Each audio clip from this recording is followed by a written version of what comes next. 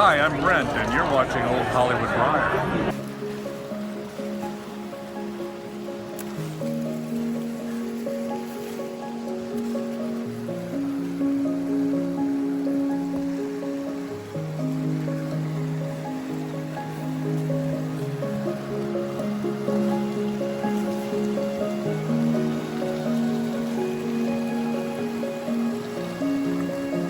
Welcome back to Old Hollywood Briar. Happy New Year, everybody. I hope that you had a great year, and if you didn't, I hope the next one's going to be better for you. And if you keep dreaming, keep believing, and keep working hard, there's nothing that's going to stand in your way. A couple weeks ago, a friend Matt Gus hit me up from Seattle Pipe Club and let me know that they were working on some new blends and that he wanted me to try them. I thought that was very nice of him, and it was a really great marketing idea from Sutliff and the guys down there to, get the word out about this blend. So let's take a look at the tin here. It's a little different than the original Plum Pudding. It's got that more gold lettering. It's got some different writing there on the back. It's really regal looking. Let's pop this thing open.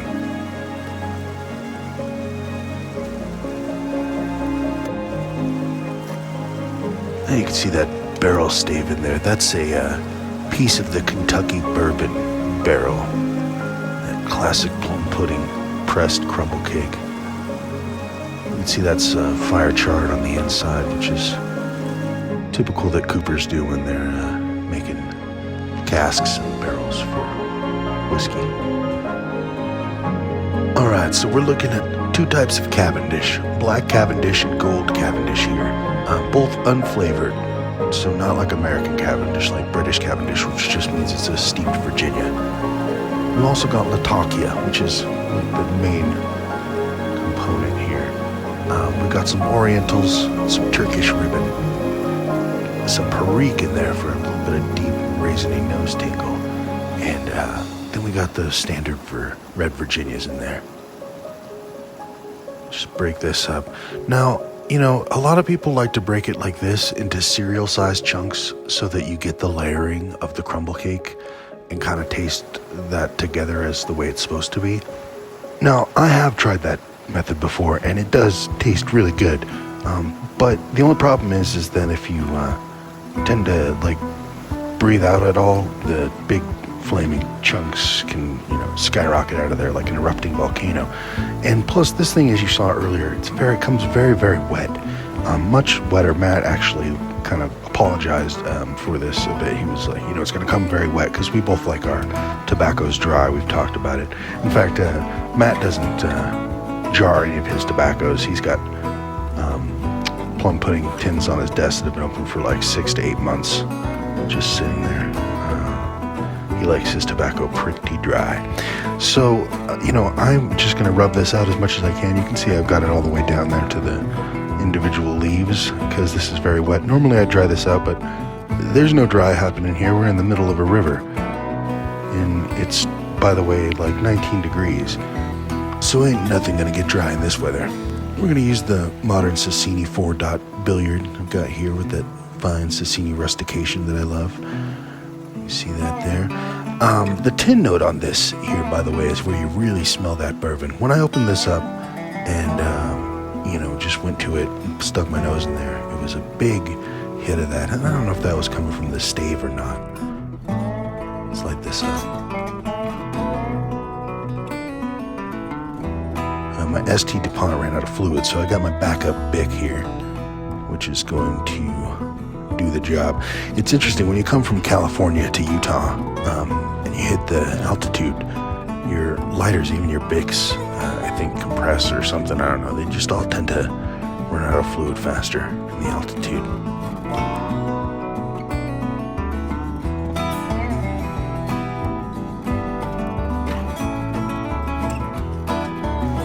At first breath, the ethereal sweetness of Plum Pudding is there. The perfect melange of all the different component tobaccos melt together and give you that really deep, rich British tea sweetness. The darkness that I like about Plum Pudding. And that's one of the things that so many of us love about Plum Pudding, is that it really has that British-styled back end. It's like one of the only American blends that's really doing it in the sense the way that J.F. Tremaine is doing it, or that the Gawiths are doing it. I mean, giving you that bit of extra essence that really makes it shine through. Now remember, this isn't flavored with bourbon. It doesn't have a bourbon top note. It's aged in a Kentucky bourbon barrel.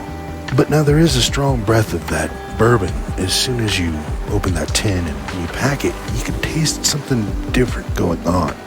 But that really is just a factor of it being new. You need to leave this tin open. You need to dry this blend out, if you're a person that dries the blends out. Because once you do, it really does settle down into that plum pudding flavor that you're used to, with a bit of an extra spiciness on the back end, which is really, really nice. Jim Meeks gave Plum Pudding 3 stars. He's given the Plum Pudding Bourbon Barrel Aged 4 stars. He really likes it a lot. Myself, when I first lit it up here at the river, I was like, okay, this is good. I really don't hate any tobacco, because if I'm standing in a river and I've got tobacco in my pipe, I'm not having a bad day. But at first I was like, nah, I don't know about this. And, I was excited to come out here and tell everybody, I don't know about this. Regular plum pudding is a lot better.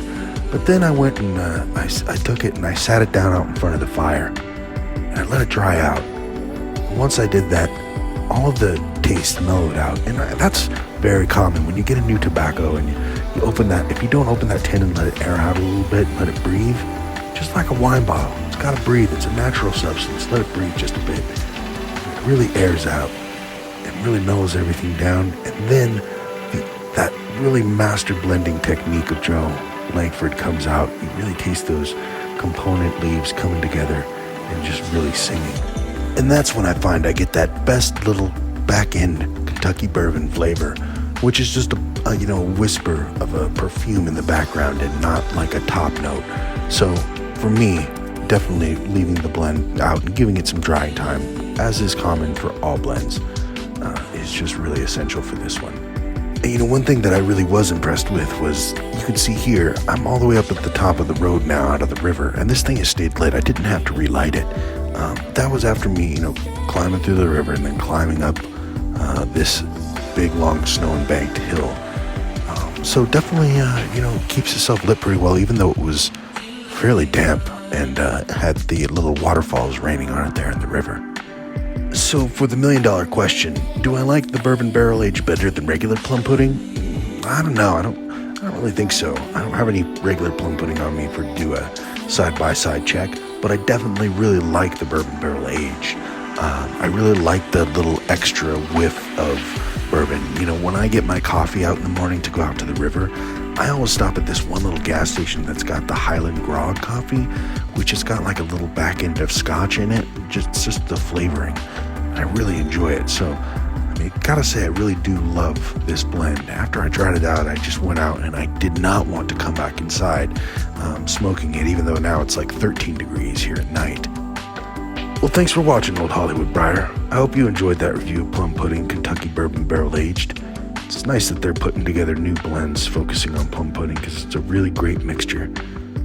Let's go ahead and watch the last sunset of 2019 together here in Eden, Utah. Happy New Year, everybody. Playing us out, The Midnight Lost Boy.